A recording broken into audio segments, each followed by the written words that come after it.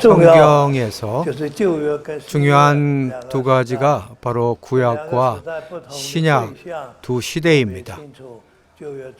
구약은 주로 아브라함의 자손을 말하고 신약은 교회를 말하죠.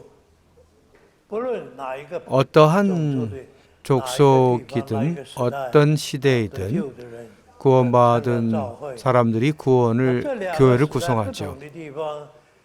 이 구약은 사람과 일들을 통해서 영적인 원칙을 말해 줍니다. 하나님의 갈망이 무엇인지를 말해주죠. 신약에서는 하나님께서 사람 안에 그분의 뜻을 이루는 것입니다. 이것에 대하여 우리는 다윗을 말하지 않을 수 없습니다. 다윗의 일생에서 가장 중요한 일이라면 하나님께서 증언하시기를 그가 하나님의 마음에 합한 사람이라고 했습니다. 역대로 주님을 사랑하는 사람이 많았지만 하나님의 마음에 합한 사람이라고 말한 사람은 다윗밖에 없었습니다.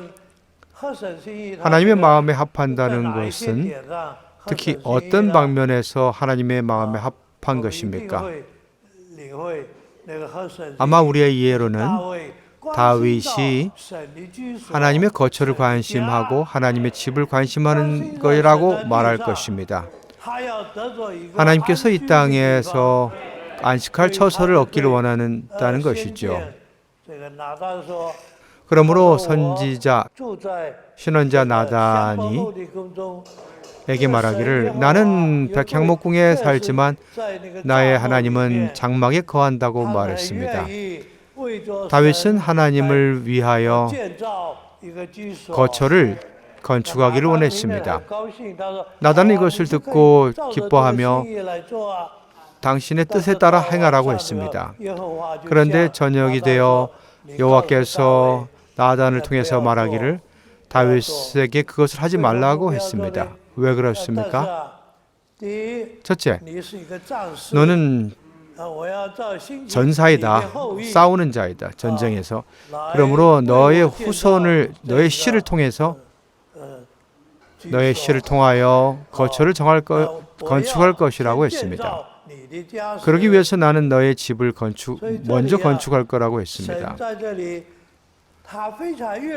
여기서 하나님은 우리가 그분에 대한 어떤 마음을 가지고 있는가를 기뻐하십니다. 그런데 하나님은 어떻게 그것을 성취하십니까? 먼저 우리 안에서 일하셔야 합니다. 우리가 은혜와 힘을 얻어야만 주시는 힘 안에서 능력 안에서 하나님의 뜻을 이룰 수 있습니다. 그러므로 이것은 매우 중요한 원칙입니다. 형제자매님들이요, 우리가 교회 역사 가운데 주님을 사랑하는 사람들이 많습니다.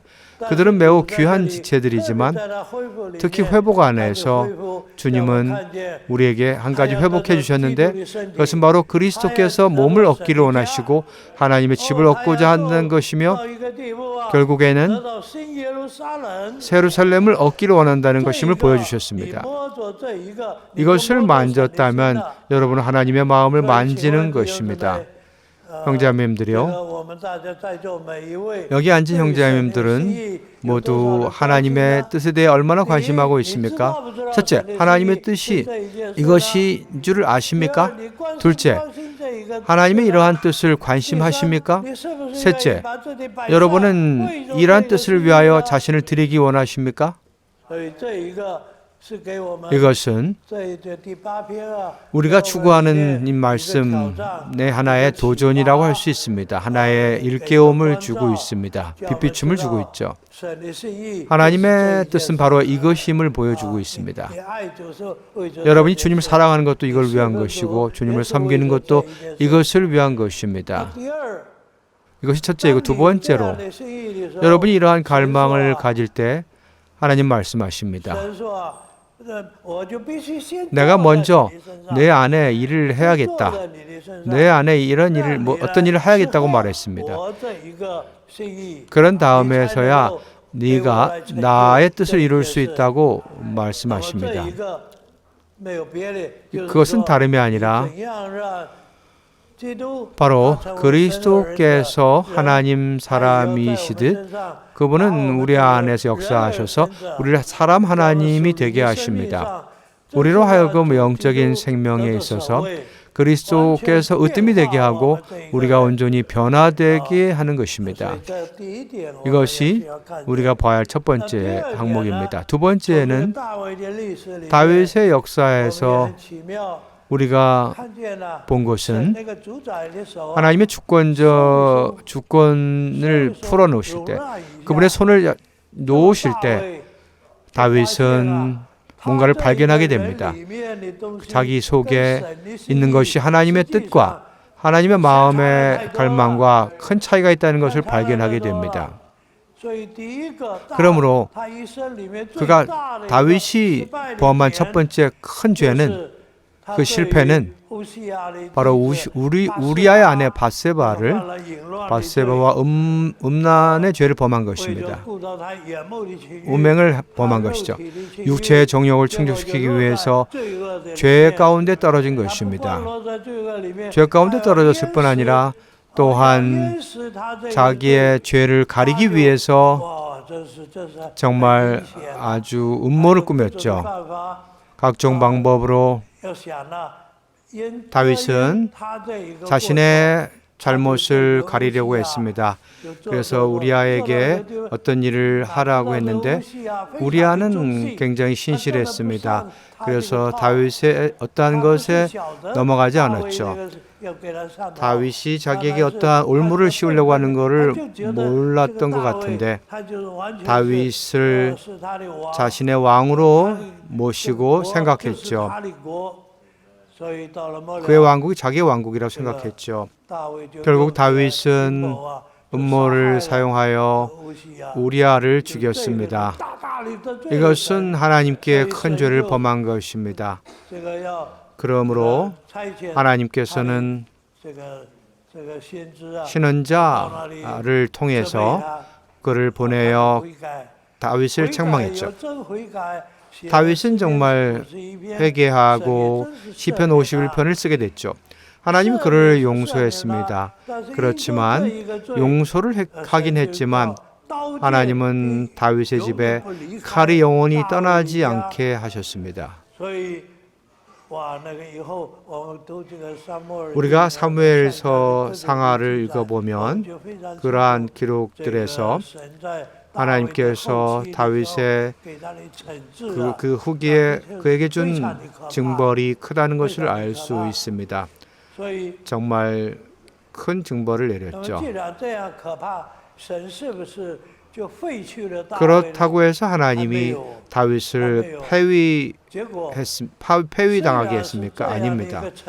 이러한 징벌이 있지만 그의 온 나라, 온 집이 큰 타격을 받았죠. 그렇지만 이것으로 인해서 바세바가 아이를 낳는데 솔로몬이죠. 여디디아라고도 하죠. 하나님의 사랑을 받은 이입니다. 이 솔로몬을 통해서 하나님께서는 그분의 거처를 건축하셨습니다.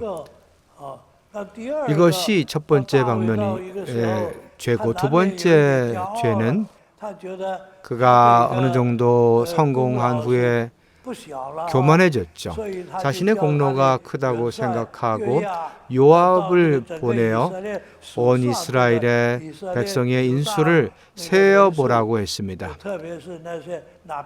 특히 무기를 들고 싸울 수 있는 전쟁터에 나갈 수 있는 사람을 세어보라고 했습니다. 요압은 하나님께서 100배를 더해주기를 바란다고 했죠. 그런데 왕의 뜻은 그에게 그것을 계수하라고 강요했죠. 결국 그 일이 하나님께 죄를 범한 것이 되었습니다. 결국 신원자는 다윗을 찾아왔습니다. 다윗에게 세 가지 재앙을 주고서 한 가지를 선택하라고 했습니다. 우리는 대개 만일 제가 전한 형제님에게 선물을 준다면 내가 세 가지 선물을 주겠다, 한 가지를 택하라고 말할 수 있죠. 근데 하나님은 선물을 준 게 아니라 내가 너를 징벌하겠다, 그 중에 하나를 택하라고 했습니다. 징계하겠다는 세 가지 중에 하나를 택하라고 했습니다. 다윗은 말하기를 어쨌든 나는 하나님 손에 맡기겠다고 했습니다. 하나님에게 긍휼이 있다고 했죠. 그래서 나는 3일 동안 전염병이 임하는 것을 선택하겠다고 했습니다. 결국 전염병이 이스라엘 백성에게 임하여 몇만 명이 죽었죠. 당시 다윗은 천사가 그러한 전염병을 내릴 때쯤 다윗은 오르난의 타작마당을 사서 그 장소를 사서 제단을 쌓기를 원하고 하나님께 희생제물을 드리기 원했습니다. 그렇게 하여 전염병을 피하기를 원했죠. 오르나는 나는 주군에게 필요하면 다 드리겠다고 말했습니다. 소도 있고 드릴 수 있고 제물로 소를 드릴 수 있고 또한 수레도 또 드리고 또한 땔감도 드리겠다고 했습니다. 다윗은 내가 그렇지 않을 것이다, 내가 온전한 값을 지불할 거라고 말했습니다. 오르난의 타작마당을 그렇게 구입했죠. 결국 그 타작마당이 시온산에 성전 건축하는 그러한 성전 건축의 하나의 터가 되었죠. 그러므로 하나님께서는 다윗을 이러한 징계받음으로 다윗이 징계받음으로 아들이 생기고 터가 태를 얻게 됐죠. 솔로몬은 이것에 근거하여 다윗이 준비한 건축 재료를 사용하여 다윗은 그에게 성전의 그 식양을 보여줌으로 성전을 건축했죠. 여기서 한 가지 우리에게 경고가 있습니다. 또한 한 가지 빛이라고 할 수도 있는데, 첫째, 갈망은 귀한 것입니다. 그런데 하나님이 먼저 우리 안에 일하셔야 합니다. 우리의 본성 안에 있는 것들은 우리 자신은 괜찮다고 생각하는 것들이 있습니다. 그런데 하나님이 손을 좀 놓기만 하시면 우리는 상상치 못한 죄를 범할 수 있습니다. 그러나 하나님은 여전히 긍휼을 베푸셔서